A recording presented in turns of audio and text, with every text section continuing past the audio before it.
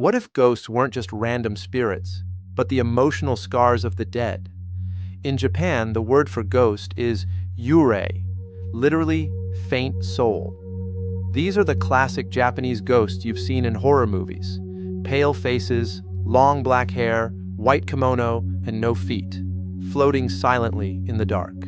But the real legend behind Yurei is deeper and much more tragic. According to Japanese belief, every person has a soul that should pass on peacefully after death, guided by funeral rites and Buddhist ceremonies. When those rituals are done correctly, the spirit joins its ancestors and watches over the family. But if something goes wrong, a violent death, a deep grudge, unfinished business, or missing rituals, the soul can become stuck. That is when a Yurei is born.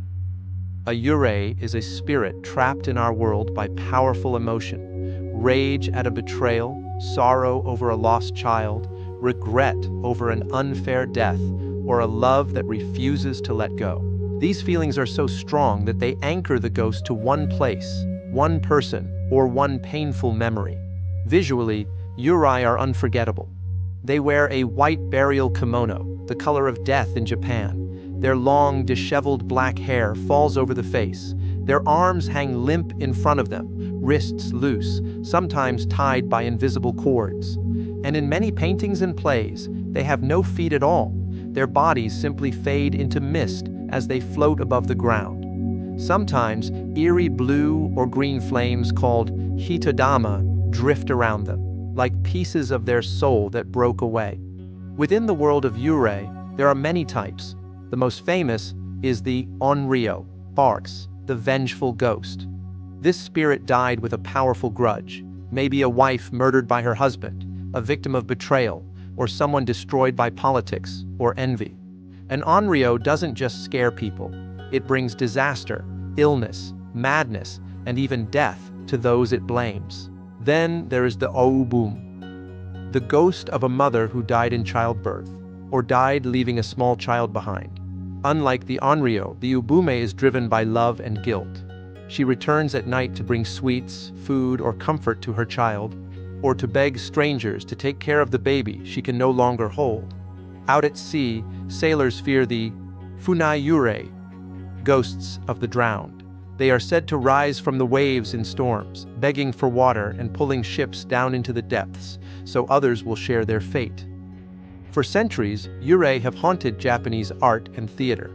In the Edo period, ukiyo-e artists and kabuki actors developed the look of the Japanese ghost we know today. White kimono, loose hair, floating bodies. These images became visual shortcuts. The moment the audience saw that figure, they knew a ghost had entered the story. Modern horror didn't invent Yurei, it just borrowed them. Films like The Ring and The Grudge take the old idea of the vengeful female Onryo and throw her into TV screens and apartment blocks, but the core is the same, an emotion that refuses to die. And that's what makes Yurei so unsettling. They're not just monsters chasing random victims. They're people whose pain was ignored, whose deaths were unfair, whose stories never truly ended. They are the feeling that something was wrong, and nobody fixed it. So when a Yurei appears in a story, it's not only a jump scare, it's a question. What emotion is so strong that it chained this soul to the world?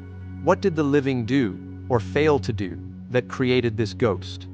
Tell me in the comments.